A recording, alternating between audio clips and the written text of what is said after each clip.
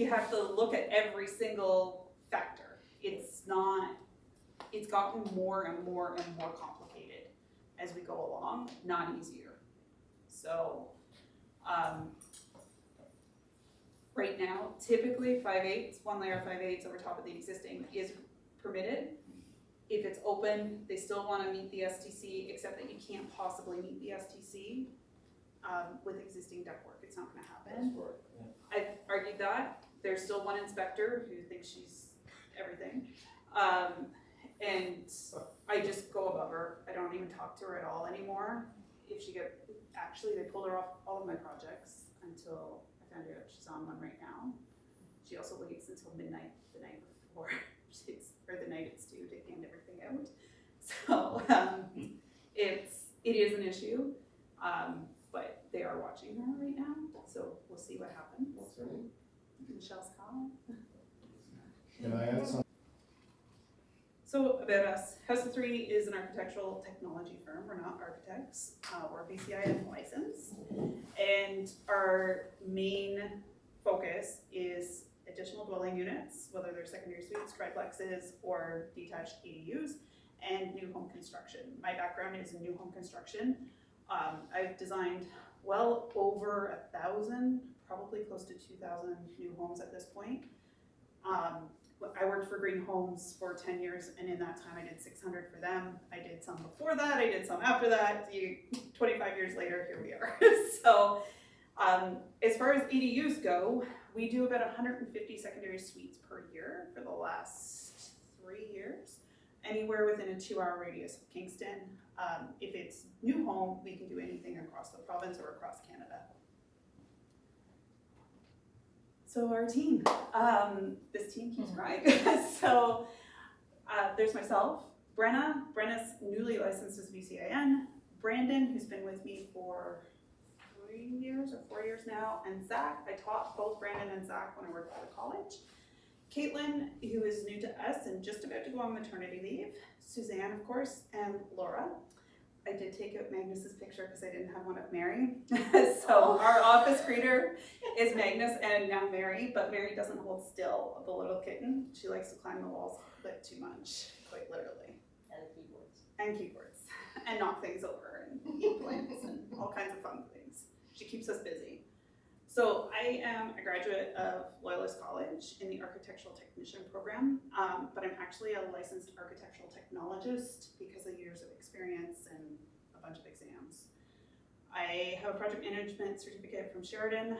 I own House of Three and the co-owner of 3-Step Property Management. I'm fully licensed through the BCIN program and hold certifications from AATO, OBOA. I'm a real estate investor. I've flipped properties and now secondary suites through the BRRRR method.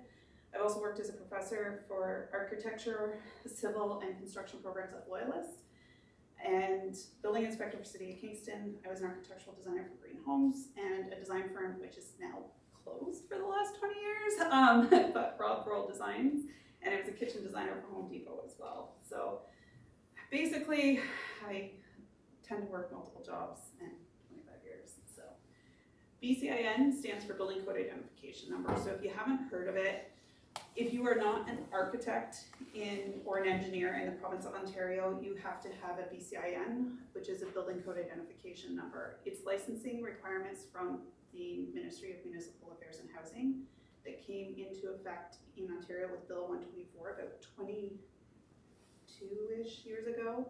Basically, I graduated and my diploma was good for a year. And then I had to back and do a whole bunch of qualification exams. The qualification exams across the province, the failure rate's really, really high, to the point where a pass used to be 80. It's now down to, I believe, 60 is the pass, because they can't get enough people to pass them. So I've been very fortunate to pass all of them on the first try, but it is difficult, and you will see that most people only go so far with it. They'll do 2 exams and that's it, because it is tough. They're a lot of money and it's a lot of time and a lot of insurance. So insurance, there are required mandatory proof of insurance for all designers in order to be licensed. There are some clients that I will no longer deal with because, quite honestly, my insurance is too high for what they want. If I have to have a comfort level. I pay about 10 grand a year in insurance to do what we do, just on designer insurance alone.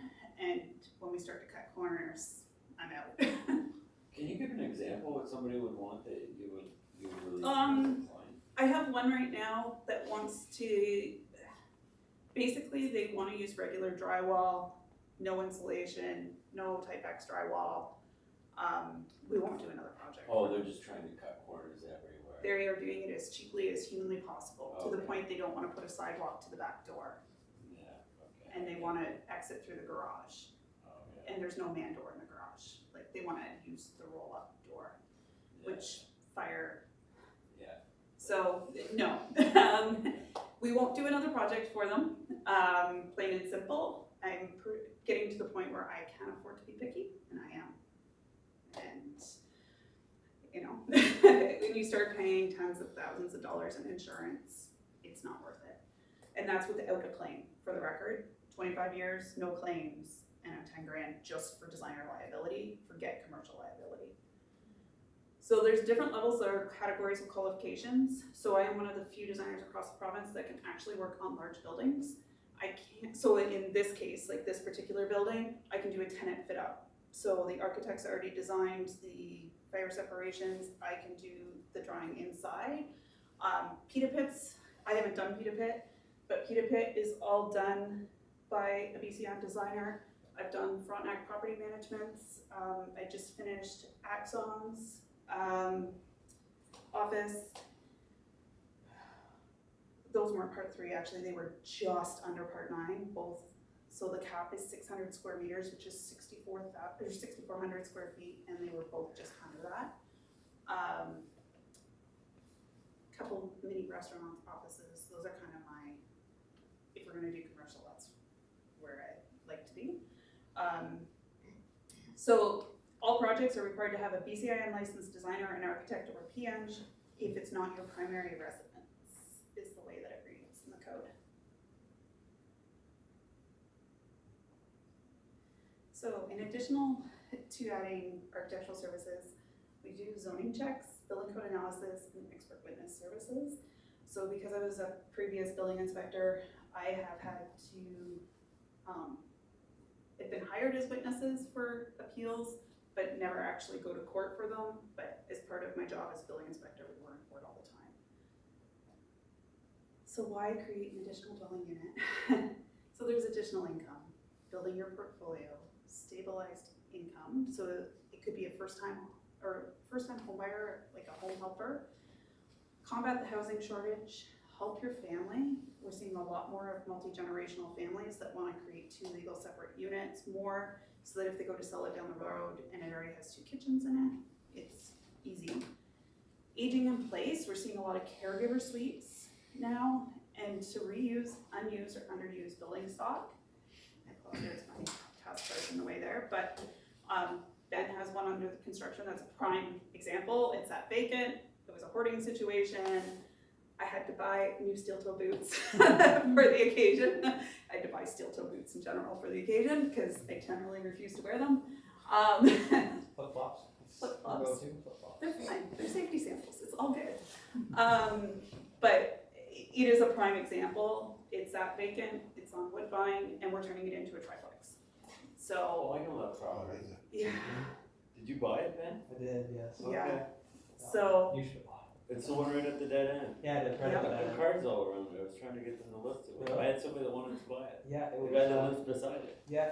Oh, They have the I duplex talked to him today, Martin. actually. Yeah. Yeah, Yeah. and Sarah, they're clients. Sorry, go ahead. that's okay. Oh, No, my it's- garbage. but it is a fantastic example of underused building stock. Yeah, it was empty for years. Yeah, so, and now it's going to be a 3-bedroom, a 2-bedroom, and a 1-bedroom unit. Nice.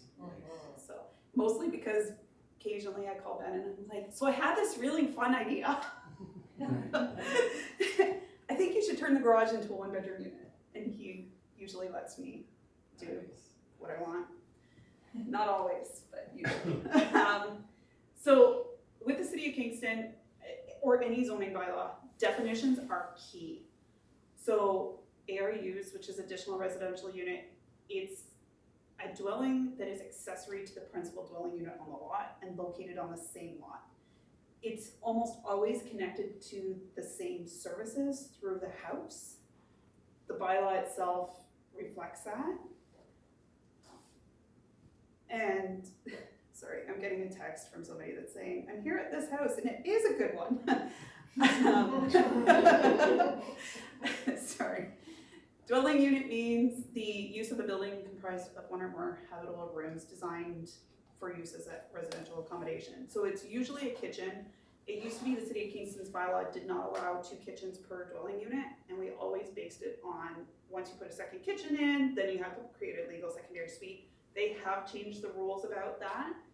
It's not necessarily that, but you have to sign a whole bunch of waivers. It is honestly the biggest pain. Just legalize it to begin with, and it'll be done. Second and third residential units. So second residential unit means an accessory, it's the first accessory dwelling unit. So basically it's chronological order of units. And a tiny house, because we get all kinds of people who refer to detached additional dwelling units as tiny homes. Tiny homes basically can be moved.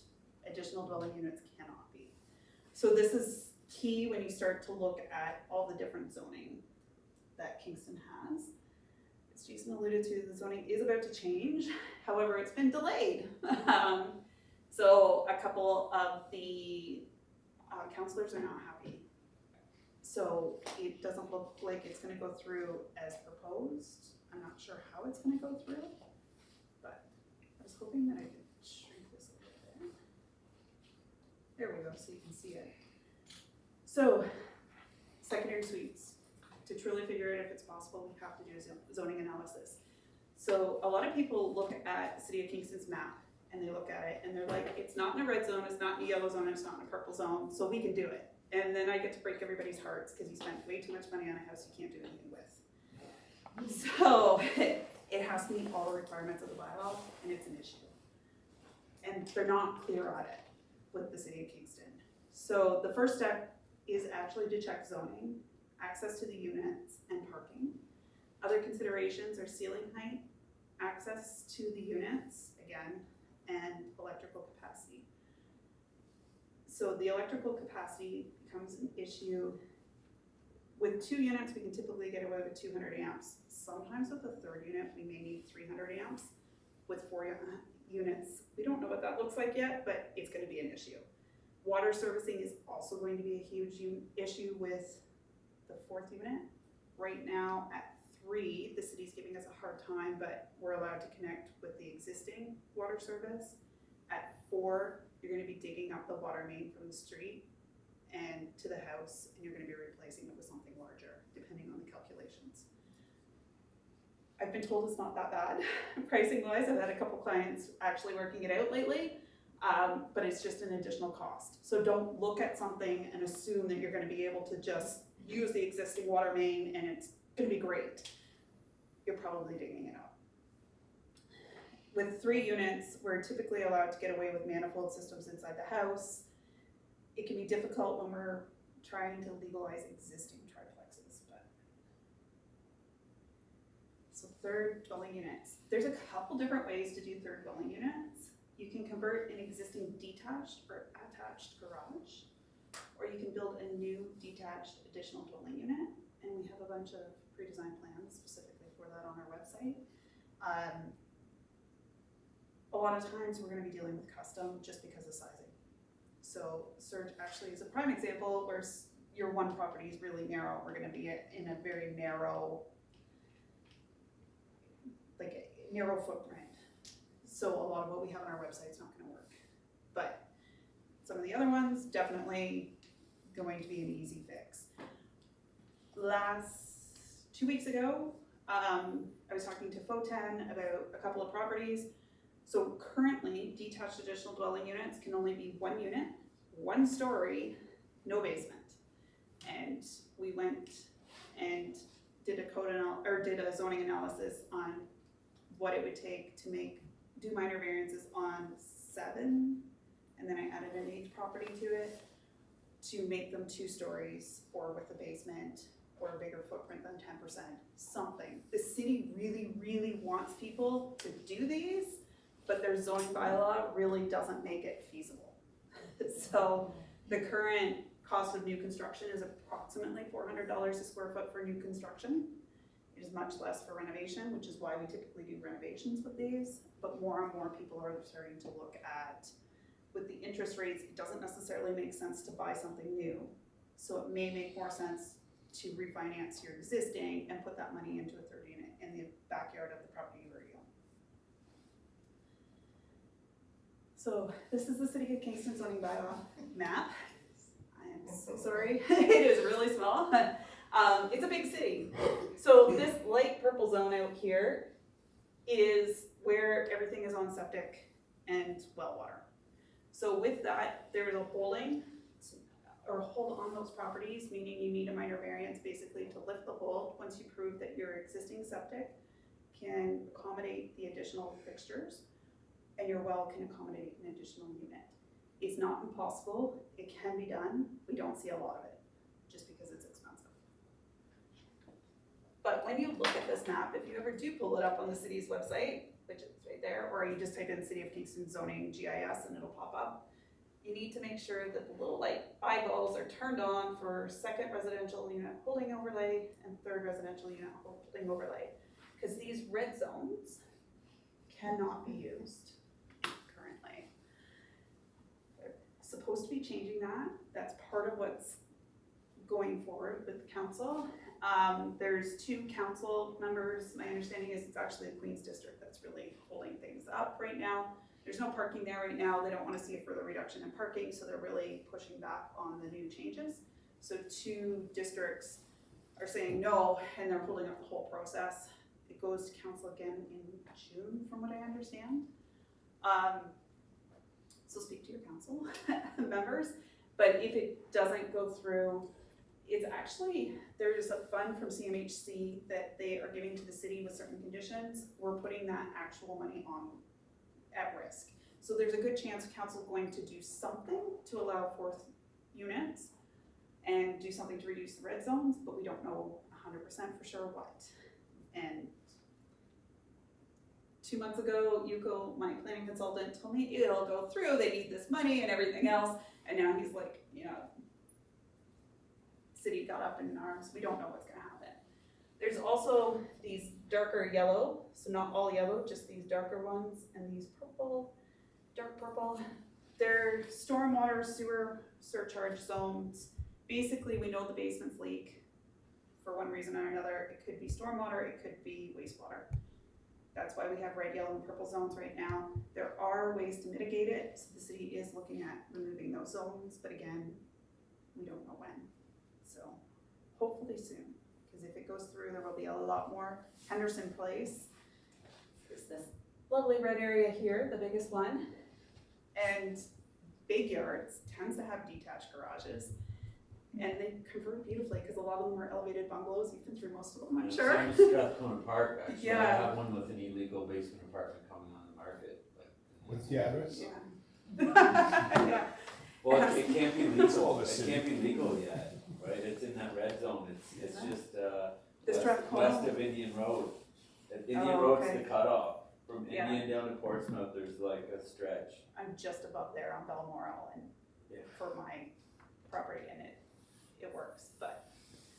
So zoning for secondary suites, you need 2 parking spaces that are 2.6 by 6 meters. They can be in tandem, meaning front to back or side by side. Oh, I apologize. Notifications. But people think that they can automatically widen the driveway to whatever width they want. It's typically depending on the zone, but maximum 40% is almost always the case. Up to 6 meters wide, but sometimes we can't do 2 side by side. So if it's a 40-foot lot, you're not gonna get 2 side by side. If it's less than 40, forget it, it's not happening. So we have to have the tandem front to back, or there is an as of right parking reduction, which I'll get into after. Bicycle parking, so this was a new one. When they introduced triplexes, they introduced bicycle parking. So at the introduction of a second unit, you have to provide 1 bicycle space. At 3 units, you have to provide 2. It has to be in a shed or garage, it has to be enclosed and lockable. So the zoning department is requiring this, the building department is currently not enforcing it, but you did not hear that from me. The walkway, there has to be a walkway that's 1.2 meters, can't overlap parking or bicycle parking, and it must go from each entrance to the street. So the walkway has changed multiple times. Suzanne's mom, I did a plan for her in 2020. Yep. And we were allowed to overlap them. We're no longer allowed to overlap them. They go back and forth so many times that literally your head gets spinning. But currently cannot overlap. Zoning, it cannot be in a restricted zone, so those red, yellow, purple, and it can't be on well or septic without a minor variance. Bedrooms, max 8 bedrooms per lot, and that's a total between all units. And if it doesn't meet the zoning provisions, a minor variance may be permitted but isn't guaranteed. So we actually went to measure a property this week on Bryceland, and there was no way to meet the zoning. It's a beautiful property, has beautiful, I think it was a straight walkout, like no concrete walk down, just patio doors to the outside. Would make a lovely secondary suite. Good luck. Unfortunately, without a minor variance. So Lisa, do you know if at some point they could review the 1.2 meters? When you think about that, it's 48 inches, but the door is 32 inches. I know. So when they talk about, you know, if they need to bring a stretcher and all that, I get it. They still need to go to a 32 inches hole.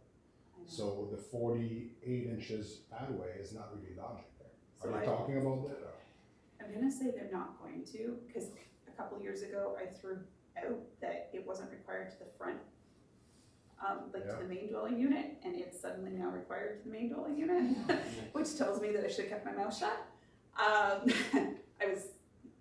also told the planner that day that he was a privileged white male, but we won't go there. He really pissed me off. But, we weren't doing as many at the time either, so it was still really rare, and it was a beautiful property in Catwoods for doing it. And yeah, it literally it met all the zoning requirements. He wouldn't let us cut down a tree and replant a tree to widen the driveway to make it work. And then he wouldn't let me reduce the parking. And it didn't, the sidewalk overlapped, but it was right when the sidewalk overlapping thing changed, and yeah, I was really pissed. In that case, like the Bryceland houses, could you not just split the front entrance? Have stairs go down to unit 2 and up? No, I couldn't get the parking. Oh, it's, Oh, the park. There was only, oh, it's the parking. it was one of the ones that doesn't have a garage that's Oh, currently okay. on the market. Yeah.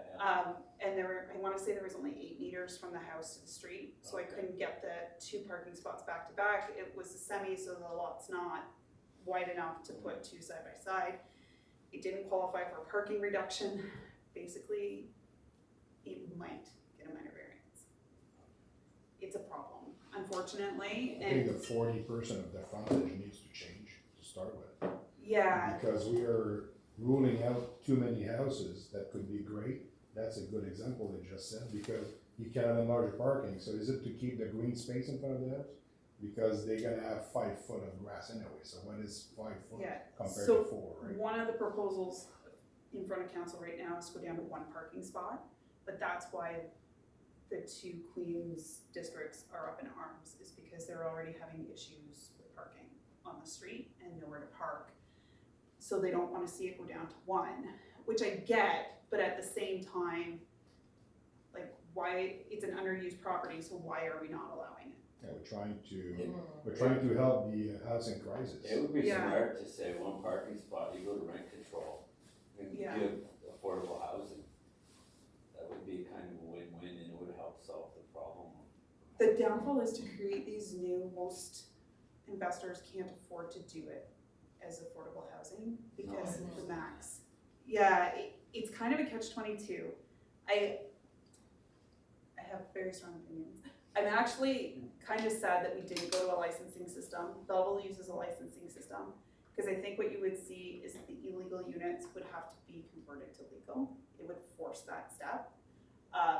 Because right now on the market, legal units and illegal units get the same rent.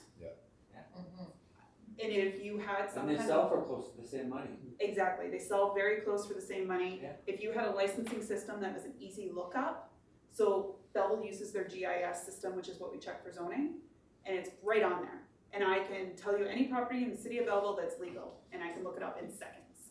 It's, like, I understand not doing licensing at the same time, because it is a headache, and it is a cost, and everything else. But it would actually make the BRRRR strategy very simple. You get your occupancy permit, it's on the map, and it's done. Anybody that looks at it can tell. It would make real estate really, really simple. Look at the map, it's legal or it's not, period. And it would also, we're seeing fire inspectors going into the houses after occupancy and issuing fire orders. If there was a licensing system already in place, they don't need to worry about those ones. They can focus on the ones that are not on that map. There would be so many people on the street though. Because all these illegal units, while you do renovation, you need to vacate the unit. So then where are these people are going, who's paying for that? And some of them only have like 6 foot 4 basements, and they wouldn't be legal, they wouldn't Yeah. qualify. 6 foot 4 3/4 is all I need finished. 6 foot 4. Yeah. Well, 6 But, foot 2. yeah, but like there are pluses and minuses for everything. But I do think there is an argument to be made for licensing to some extent. However, having said that, the city of Kingston can't keep up with what they're doing. Adding licensing to the mix is not gonna help. So I don't know that there's a perfect answer out there. Registration might help, even if they just register buildings. Yeah. That might happen. Yeah, but I they really know- like- They know the permit they issue, so they know these ones are legal. Yeah. So. A lot of people though aren't getting their occupancy permits. Leaving it open is the worst thing you can do. You can't sell it without closing it. We won't try, well, maybe Yeah. with some lawyers, but good lawyers. When you won't get into close it. multiple offers though, and I'm still seeing like the low stuff is getting into multiples. Yeah. Unfortunately. Ask Ben about that, closing on a property with an open permit. Yeah, we have an open one still. It's like a $5,000 holdback, and they didn't do the plumbing work, and I've taken the money, and it's just a big nightmare. And fighting back and forth with the lawyers. That's, yeah. It can be a really tough one, unfortunately. And so during COVID, somebody decided to build a house with a permit.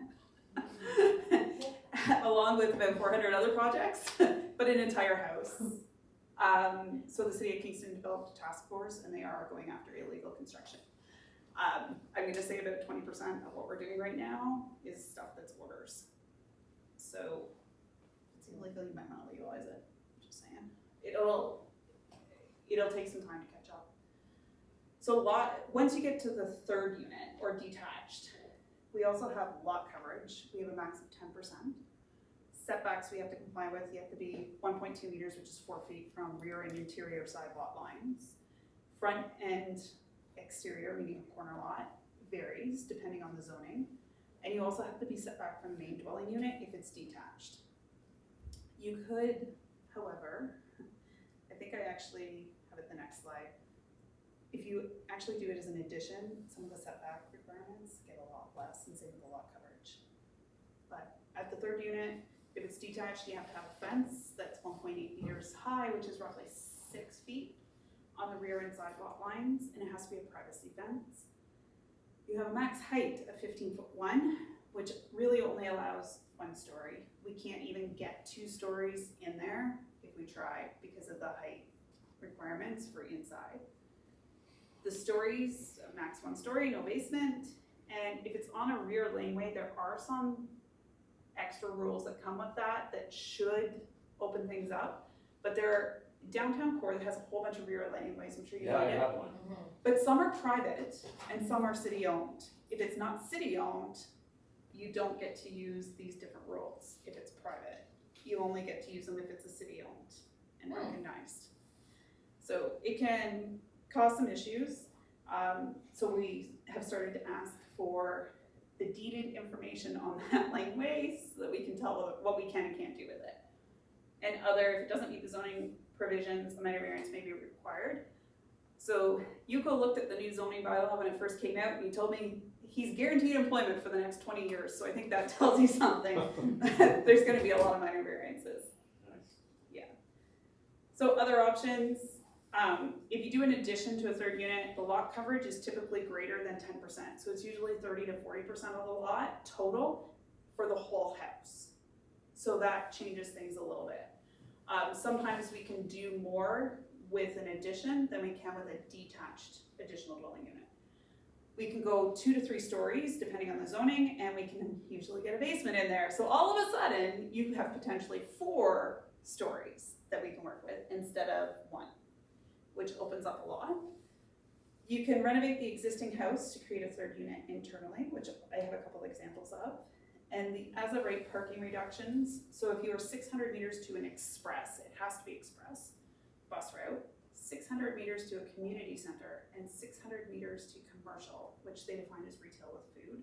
So they want you to be able to go and pick up a loaf of bread and bagged milk, and then you can get your parking reduced down to 1 spot instead of 2.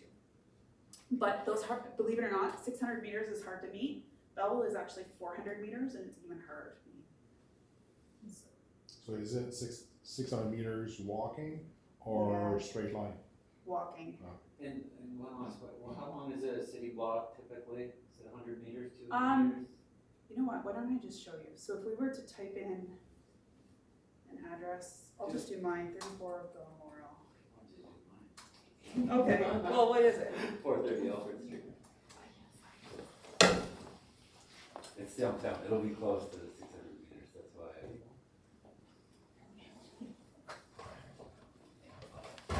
So with transit, I think I meet the transit, because I'm only like 2 blocks from transit. you know what, the transit's actually the hardest to meet, Oh, really? because it has to be an express bus route. I don't think the 17P is. It's 3-digit numbers are the express. Thank you. Okay, There it is, so 501, so it's 400 meters to the 501. okay. So that meets one requirement. You would be 600 meters, no problem, to Memorial Center. Yeah. You're 400 meters, and then Metros. LA Baba is 350, so that would probably work. It's any corner store, so it could be like a gas station that has grocery, I'm not Oh, sure. I'm close to that Asian Red Bull grocery and store on submarine. Nelson. Yeah, I go there all the time. okay, so on Nelson, you said? Yeah. They're But there's Probably right stores all around me on that. 500 meters, And they're opening up with all those new condos. yeah, So that one, you would need just 1 parking, no problem. exactly. Okay. We can meet the requirements with 1 parking, That's cool. It Even takes- for a 3 unit. So, yeah, Yeah. Yeah, but Uh, I have like or 2. like 8. Like, Yeah, 2 or 3, but even off. yeah, once you get to a third unit, there's only still 2 parking spaces required, but 2 bicycle parking spaces instead of 1. So that's, believe it or not, that, you're downtown, so it's a little different, but that requirement is really hard to meet, more than you think it would be. Does your house meet it? My rental property would, because it backs onto John Counter. I live at Minbury, so that doesn't mean anything, but yeah, it would, I was thinking your Strathcona Park property. yeah, cause it's Balmoral, but I back onto Rosen and stuff, the bus stop's right there, so I think it does. Nice. But, yeah, there's a bunch of things. Believe it or not, the express is really hard to meet, and then sometimes when you get into subdivisions, the corner store is hard to meet. So the Ontario Building Code is based on life safety, energy efficiency, structural safety, and accessibility. When we get into housing, the accessibility from a wheelchair standpoint is really not taken into consideration other than this 4-foot sidewalk on the planning side of things. There are some reductions if it's more than 5 years old, and we use those all the time. So you go down from, depending on the project, 45-minute or 1-hour rating down to 30-minute fire rating, for instance, which can easily be done with Type-X drywall. So things to consider though, if you're looking at one, is the ceiling height. It's really, really hard to raise a house. It can be done. I've had a couple clients that have gotten engineering done so that they can underpin the basement. We can switch the ductwork to electrical to gain some headroom. That will help, but the ceiling height is really crucial. And the building code is changing and everything soon will be 6'4" 3/4 finished, but it hasn't changed yet, so we have a year before that'll happen, at least. It was supposed to take effect in January, it didn't. So, again, delays, it's government. Age of house, so over 5 years and under 5 years is the crucial number, and it's from the date of occupancy. I have had a couple of cases where it's been a newer home, and I've asked the date of occupancy, and we're within 2 or 3 months of it, so I've told them to just not submit the building permit for the 2 or 3 months. Because the cost drastically nosedives to do these. If you are in that first year and you want one though, do it, because you will gain more than what you will lose delaying. Access is always an issue. You have to be able to get out of both units or all 3 units without going into another unit. The area of the rooms, the city of Kingston's become really, really picky on the area of rooms. There is area of rooms in the building code that we have to meet. It depends whether you have closets or you don't have closets, whether it's a combined space or a non-combined space. It's a little bit more detailed than what I can do on a slide, but it's a lot of calculations. Windows, same thing, a lot of calculations. We need natural light and ventilation. We need egress if that's depending on the way the building is set up. Sometimes we need it as egress, sometimes we don't. Fire separations, you have to separate one unit from another unit. Ceiling is almost always done. City of Kingston keeps going back and forth on whether the mechanical room is going to have the walls done or not done. Currently, they don't require the mechanical room walls to be done on a duplex, but they do on a triplex. A duplex is considered a residential home still, a triplex, which is just small buildings, which changes the requirements. So what the inspector have been telling me, I don't know if that's the same thing for you, if the furnace room is accessible from one unit only, they don't care about walls. Yes. But if it's accessible, let's say a shared, well, like your house, Andrea, a shared staircase, and so that little furnace room has to be fire separated all sides. It's like its own little section. Yeah, You Yeah. consider that like that's because it touch turns into a a third. shared and a unit, but if it's just from one unit only, you don't need to do the walls. You Which, consider it almost as its own unit. When it's Yeah. like that. when they That's touch, yeah. usually how I Yeah. explain it. Exactly. Any shared space, just think of it as its own unit. We're seeing less and less of the shared mechanical rooms. There's pluses and minuses.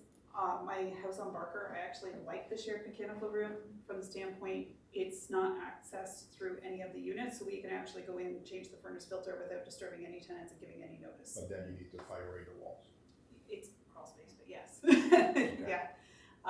So there's pluses and minuses to the shared fire separation or shared space for mechanical. They honestly, some days I put everything on the drawings. It's what they've been asking for a year, and then they change their mind, and I have to change all of the drawings that I've done in the previous 6 weeks to suit the new way.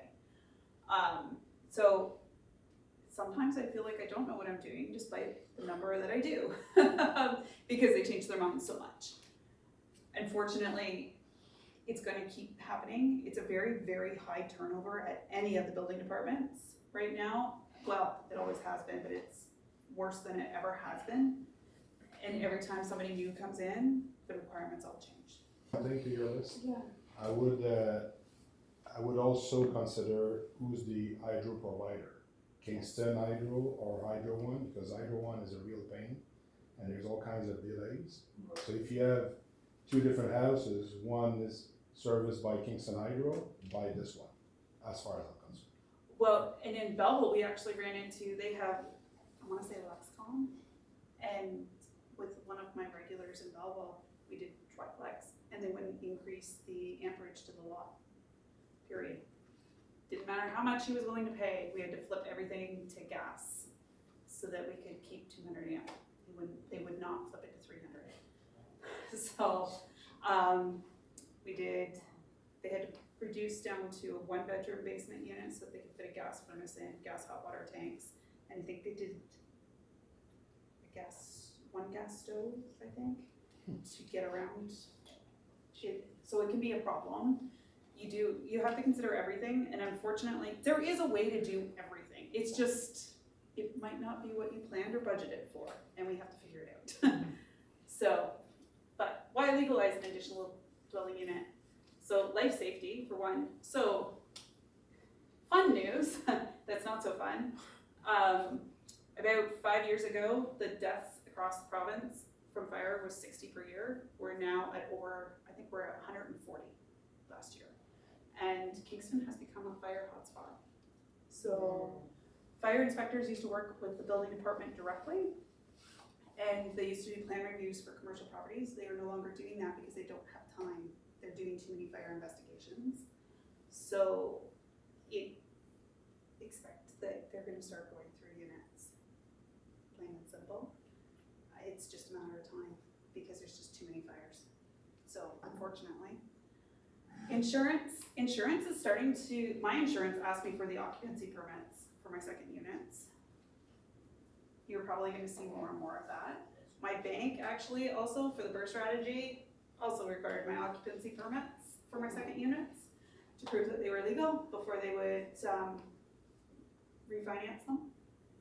Avoid tenant complaints. So every once in a while I see pictures and they still have drop ceilings. Hi! So it's just easier to ignore. Avoid charges. So like I said, the city's going after people hard. Right now I think we have 100 and some odd projects on the go. About 20 to 30 of those are charges from the city building department. So don't do that. Get them legalized so that it's not a problem. So, Balmoral, this is my property. It's gonna be a little difficult to see, I apologize. So this is a multi-level split, so word of the best. You come in the foyer from the street, the garage is on your left, the living room, kitchen, and there was a dining room back here, which was actually another living room. Upstairs, there was 3 bedrooms and a bathroom, and downstairs there was a 3rd living room and a laundry area and the hot water tank closets. So that was the original house. And we took it and created 2 units. So this is my 3-bedroom unit. So the second floor basically stayed the same, just updated. The main floor unit, we lopped off that second living room, for lack of a better word, closed in right where it went to the second living room. So you can go upstairs, but you can't go down to the basement. And the garage is part of that unit because it's only a single car garage. And do you want? Actually, I'm not on camera, so you can't see the video. I apologize. The second unit, though, the living room that was on the main floor became the living room and kitchen. You go down the basement staircase, and my bedrooms are actually downstairs with the 3-piece bathroom and utility closet for the hot water tanks, and then the furnace is actually under the crawl space here. So, believe it or not, people love the fact that the main floor living room is there despite the fact that it's small. That, believe it or not, is the selling feature, that it's on a different floor than the bedrooms. So, and they love it. Ground level. It is ground level, yeah. And it had to be because there was only a patio door and it's brick. So I shouldn't say it had to be. We can put a hole in anything, but why? So the patio door was there. So I took 2 houses that are currently on the market. This one's listed for $600,000 at 965 Lincoln Drive.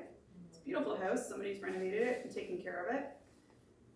This is the floor plan. So currently you have a garage, living room, kitchen, dining room, bedroom, and bathroom. And then downstairs you have a family room, rec room, bedroom, utility, storage, and bathroom. But if you were looking at it from a triplex perspective, if you converted the garage and the dining room, which would make plumbing way easier than everything I ever do, if you put this as your bathroom and kitchen, and this as your bedroom and living space, you know, that's unit 1, and the door's at the front of the house because we have to fill in the garage door. Unit 2, or the main unit, I guess, so technically it would be unit 1. You walk in the foyer, you have your living room, you have your kitchen, you have your bedrooms and your bathroom.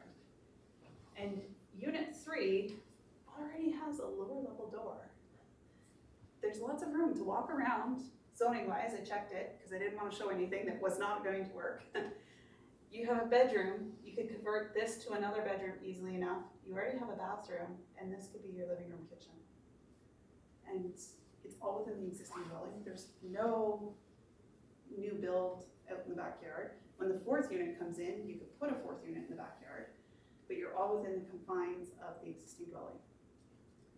Do you know what anyone's getting for like after renovation value on the triplexes? Because the duplexes, they were getting like 750, 800, depending on the appraisal. That's down now from that.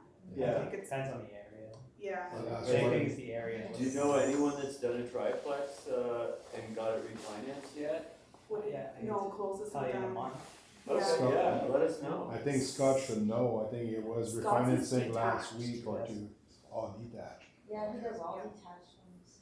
Well, Scott's lower in Belleville, and they're bigger lots with the garage in the back. The garage tends to be a 2-story, or a 2-car garage. We can convert the garage, no problem. They have to be 850, because that's kind of what a triplex is. So how I based mine that Woodbine is I just sold one on Conifer at a 650 appraisal, a duplex, and you have to think, if you were to buy an extra door in an apartment building, you budget anywhere from 150 to 300, so say 200. Yeah, It would be an extra door, I guess you can say. yeah. So I expect to get close to an extra 150 to 200 Yeah, so 850. for the 3rd unit, depending on how big it is and stuff like that. Even if you lowball it and say the 150, like it's easy to justify, in my opinion. Yeah, And if it's so too. detached, I have one that's detached right now. I would assume just more because what I'll get for that detached unit will be much better than an attached garage unit that's 400 square feet. This is a standalone building by itself. It has its own nice little patio and they can put their lights up and everything like that. So I don't see why they won't give me an extra 200 for a fully detached place. So the downfall to the detached places is, so far from what I understand, only National Bank will refinance on the detached units. They are getting a lot better if you connect it to the house sewer, Yeah, from what I was told. oh, okay, Just the sewer? Yeah, so like Okay. So far. you say, so like in Hamilton, that's how they pushed it through was it's technically attached to the other house through the services. So somebody in Hamilton said they got it to the bank, so. so I know Scott was having a hard time refinancing it to the point where he had financing in place and they backed out at the last second. And then, so National, he was able to refinance through National, but unfortunately, it was right as prices were dropping, like, And the rates went up. yeah. Horrible. So Yeah. just be cautious, whereas this, because it's all in one dwelling, the banks like Good. it. So, and it's cheaper construction typically, especially if I don't make you chop up the garage floor. So, like I said, like if we can get the plumbing in where the wood floor joists are, all of Kitchen, a bath, and laundry. suddenly it's way easier and the costs go down for construction. We're learning very slowly all the different ins and outs. This one went up today. This one, I was just told it was nice. That was the text from Mo. Ben likes the term, it smells like money. So this one smells like money. Cassie, our photographer, actually texted me about it yesterday, but she didn't give me an address, so I couldn't look at it. So this one's on Glencastle. It's actually in Henderson Place, but it's just outside the red zone, Oh, wow. which most investors do not check. Always, always, always check the address. Because when investors don't check, there doesn't tend to be multiple offers. Now I've told everybody, so everybody's know. But you've got your garage, your living room, dining room, kitchen, your 3 bedrooms, your bathroom. You've got your basement, but the nice thing about this one, you have a door from the backyard down the stairs. I already checked it, there's 4 feet, we can get to that door, no problem. So, Huge lots, it's a really nice street. yeah, when I get looking at it though, your 3rd unit's here, your 2nd unit's here, again, using that dining room so that it's in the wood floor joists for your plumbing, and then your 1st unit. So we do have to provide a dining space, but when it can be combined with the kitchen. And when it's combined with the kitchen, it only has to be about 3 square feet. So it's, ignore my really bad Canva drawing skills, but other than that, it's kind of nice everything's contained in one unit, it's a little bit better. I find the additional dwelling units, when they're separate and they're a detached unit, it can be a little bit harder, it's a little more money to convert it. It's, if you're in the downtown core, a lot of them are overhanging the lot line, which makes things difficult, because the city doesn't like that, they want them moved back in, you don't wanna move it, it can be a problem. One of Scott's projects in Belleville was too close to the lot line, he had to go to the committee of adjustment, not a big deal, except that the neighbors decided to write a 15-page letter against it. Oh, and it was the best letter ever. So I actually drove to Belleville last second for it, thinking that we might have to speak, and didn't. I don't do minor variances, although I was like, this is really weird that they aren't allowing it. I did get there, and staff was very supportive, and they're like, I don't think you understand, we would not be here if this house was this garage was 2 feet over on the lot. Like, it was 2 feet from the lot line, it needed to be 4 feet. It was existing.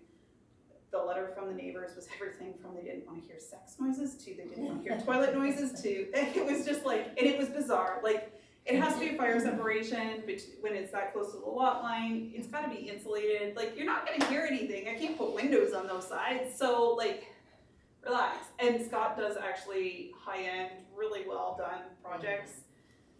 It probably looks 10 times better now than it, actually I did see photos of it. It does look 10 times better now than it did before. But people, older neighborhoods with people that have been there forever, they tend to get up in arms. So, and that's it for tonight. I know it's a lot, sorry. There's just a lot of variables, it will change. But if you want to connect with us, we have a whole bunch of things these days going on, thanks to my lovely social media people and our team. But if you have any questions, I think we covered most of them. I'll go first with a question. Yeah. Okay, so it said I have a property coming to market with an illegal basement apartment. So what would be my advice to a buyer to make it legal? Just get rid of the stove receptacle? That's the old way. Yeah. You can pull an Airbnb license. Okay. That would be one way. Well, that's a good idea. They're gonna come in, they're gonna do an inspection. They're gonna check smoke detectors mainly. They didn't check, I actually attended Suzanne's, just so that I would know. She was kind enough to let me. I wanted to know what they were looking for. And so it's the fire department that's coming in. Building will come in if there's open permits by the sounds of things. But if it's not an open permit, but if it was constructed illegally without a permit, chances are you're gonna have some issues. I'm seeing more and more people going back on the title insurance. It was years ago. This woman bought this place 20 years ago, and her mom lived in the basement. And it was a real in-law suite, but then her mother passed, and now she bought a waterfront, or built a waterfront house, so she's gonna sell it. Yeah. I mean, investors will love it because they'll legalize it if it's the right price. No, it's in that red zone. It's in Oh. Stratford Park. So the funny thing is, in the red zone, you can still put an Airbnb. You can't put it, even though it's gonna be an apartment, but it's for use under 30 days, so it's okay. You can put it in as an Airbnb, so I would pull the Airbnb license. Yeah, that's what I'll recommend. With a stove. Apparently now, because originally they weren't allowing 2 kitchens, Yeah. and now they're allowing 2 kitchens. I'm glad I asked. But if it's So- an apartment, an illegal apartment. So they may come in and they may require some fire separations, but at the same time, if it's an Airbnb license, it's allowed in the red zones. But by the sounds of it, that area's not gonna be red forever. No, But it's hope is June. nice. I have a feeling it'll be delayed again, and because it's summer, you probably won't see it till fall. It's council. It's one of those things though, that it's gonna happen because there's too much money on the line. So, I can't remember the dollar figure that they're getting from CMHC, but it's like in the millions. So if they don't do this, they're literally walking away from millions of dollars. Wouldn't surprise me. So it is possible. It's the city. It wouldn't be the first time, but then at the same time, from what I understand about the Planning Act and Bill 23, they're gonna be forced into it, one way or another, so they might as well be forced into it and get the millions of dollars. Take your pick. So what I have been told is that if they deny something from a minor variance standpoint that really passes the Bill 23 criteria, somebody with deep pockets eventually is going to fight it, and they're gonna win. It's just a matter of time, it's just nobody stepping up to pay the money to do it. So, it'll happen, it's just when. So, Amber Peak, I believe, tried to fight it, and they couldn't get enough. Like, the funds, you're talking, by the time they pay all the consultants, because I got paid, you're tens of thousands of dollars to fight it, and at some point you have to pull a plug. No, I understand, it's a numbers thing. Yeah, so you have to weigh the value of it, but at some point, somebody's gonna get mad, and they're gonna do it, and they're gonna win. So it's just a matter of time. It's funny, because Belleville, a friend of mine sits on the Committee of Adjustment, and he was saying that, they're basically told that if it meets all the criteria of Bill 23, pull it through, because if they don't put it through, then it's gonna get out of the municipality's hands, and the province is gonna start approving things, period. So they wanna approve it at the municipal level so that they can still gain control. If they don't have control and the province does it, you're gonna see them doing whatever they want. So, but that'll change every time there's a new government. Any other questions? Smoke alarm, is still something that changed, like, they made me to do interlink, and I said, man, that doesn't work sometimes. So, Interconnected? Yeah, Yeah. interconnect the smoke alarm, it could be headache, or it could be good for tenant, but, what's the current status on that? it depends whether it's over 5 years or under 5 years old, first of all. It allows for some reductions in fire separations by interlinking them. If you make any kind of mistake whatsoever in your fire separations, that little wire is the one thing that will get you through and get it to pass. And it may be the cheapest wire you ever run. So you could not do it, but they're gonna be harder on your fire separations. It's a tough one, because most of the time we're seeing separate services now, which is kind of nice, because if you get non-paying tenants, you're not paying the services. Just saying. So we're separating the services, so it's tough, but the smoke detectors really don't draw much. So interconnecting them. I actually, Fern had fire inspector come through. At the time we did his unit, you weren't required to do the sealing of the furnace. The tenants complained, fire department went in, they issued an order, we had to do the sealing. I was able to talk them down to 15 minutes for the sealing with rock wool insulation only, based on the fact we had interconnected smoke detectors. So that was after certificate of occupancy? Okay, so that's bullshit though.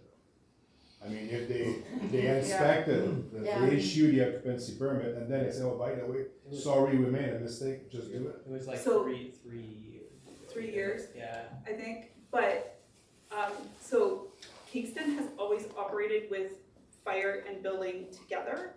The current fire chief, because of the number of fires, they are no longer operating together. Fire has retroactive powers and they can go back on anything.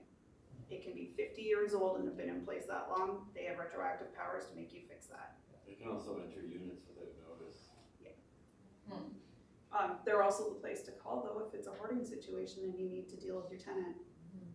Because they can issue a fire order and they're specifically trained, because hoarding is a mental illness and they're specially trained for it. Having said that, they don't love it. I know Richard used to be like, I'd be on the phone with him because we'd be booking something, he's like, I have to cancel, I need to go home and shower. It was really bad. So, you know, but at the same time, they are trained to deal with it in the best way possible. But at the same time, at the end of the day, hoarding can cause a whole lot of issues structurally as well as from a fire standpoint. It actually puts additional weight on the floor joists. When I was at the city, we all know Queens has parties. The students actually had so many people in one of the houses, they actually bent the floor joists at one of the parties. And so they were no longer being properly supported on the exterior. So extra weight can actually cause a lot of damage to a house that people don't realize. So, yeah, I've heard of that, football teams breaking floor days. Is some ice shooting in it was like, I think it was like St. Patty's Day party or something, and they literally just had so many people in the house. They heard the floor Worry doors about those cracking. covered porches when they all get up on there too, and those Or- are, they're right, built like okay. really sketchy. I showed my students one, Yeah. remember the year they were sitting on the roof of the garage and the whole garage just crumbled underneath them. Yeah, And I was like, this is why we don't do this. exactly. But it's too much weight, is what it comes down to. They're not rated for that much like weight. So, yeah, it's a problem. We actually see a lot of queens, we do a lot of Dexter and Queens area, that we're actually taking the old big front porches and reducing them down to 3x3 so that they can't put 100 on them. Yeah. I find when I'm designing my student rentals, if I buy like a 4-bedroom and try to change it to a 6, I try to make small common areas, because then you don't get the party house. Yeah. Like if you leave a big living room, everyone's partying at your place. There's a couple little things that are just specific to students. that Open can- concept, party house. Yeah, but they do pay really well and they're a great tenant profile right now, other than I love the them, damage. that's my new thing.